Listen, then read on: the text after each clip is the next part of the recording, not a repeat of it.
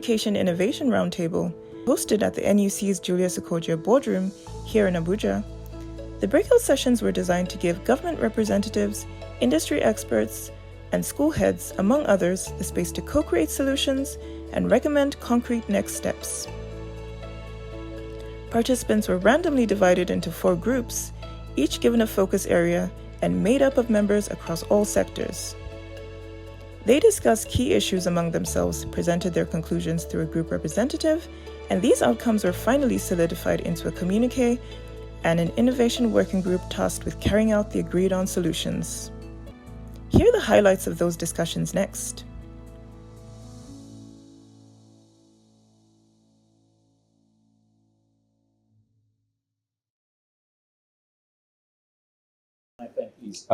So for Group 4, we discussed funding innovation and youth-led enterprises.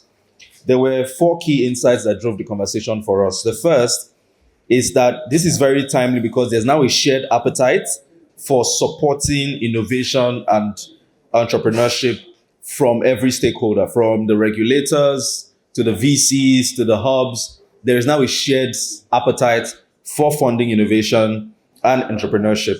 Secondly is that based on the evolving context of what innovation means, we need to start to redefine innovation and entrepreneurship within the context of today and within the use cases that support the needs of the environments that we are supporting innovation for. The third is that we need to contextualize innovation and entrepreneurship, as I said, based on value chains as well.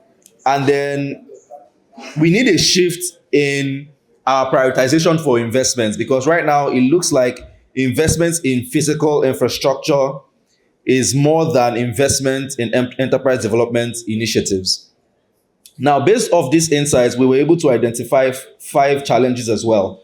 We noticed that there's an infrastructure deficit that is also hampering the speed of innovation.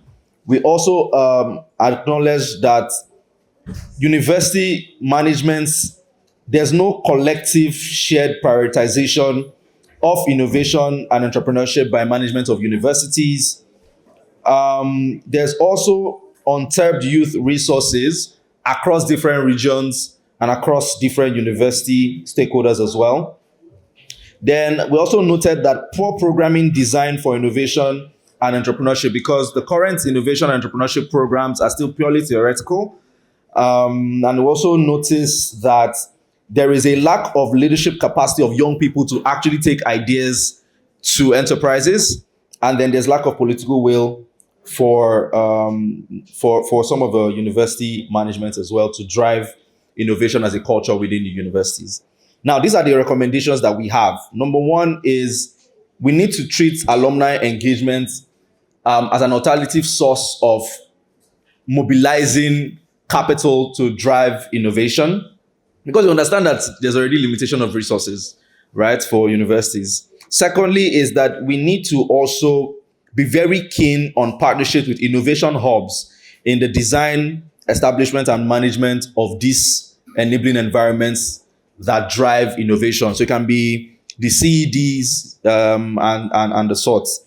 Third is that universities need to establish blended finance facility to catalyze funding for innovation, and it should be centralized on moving from ideation to acceleration so that industry can uptake these ideas. Now, this was very keen to the recommendations because from the conversations, capital will not flow to universities if there is no existing facility or systems to receive the capital and properly disburse them. So universities need to consider actually creating a pot of capital that would enable blended financing from different stakeholders from the development space, stakeholders from the government, and things like that. Then we also mentioned that there needs to be establishment of technology transfer offices with the mandates to enable innovation and entrepreneurship to happen. So that's where things like the intellectual property conversations and business development services start to come in as well.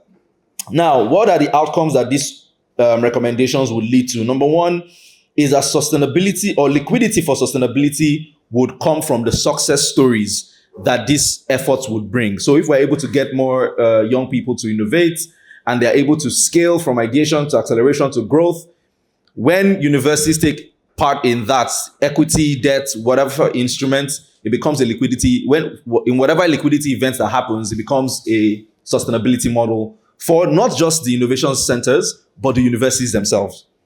Secondly, is that when we deploy these kinds of efforts, we now make innovation a cultural element of the university as well, because the resources from the university are part of making those outcomes possible. Third is that we are now going to be able to ensure that innovation is localized, because we can see the impact in the direct environment. So, for example, a university in Kano is solving the problems for the region, and we can see those outcomes localized in tangible forms. Also, we'll be able to see more solutions in the market. And lastly, this would lead to more talent supply, because, of course, not all of them will succeed in transforming their ideas into enterprises, but they would have picked up some skills, some competencies, and some exposure to the necessary things needed to survive in industry. So that would lead to more talent supply and would also indirectly lead to job creation. So that's the thinking that we're able to come up with for Group 4. Thank you very much for listening.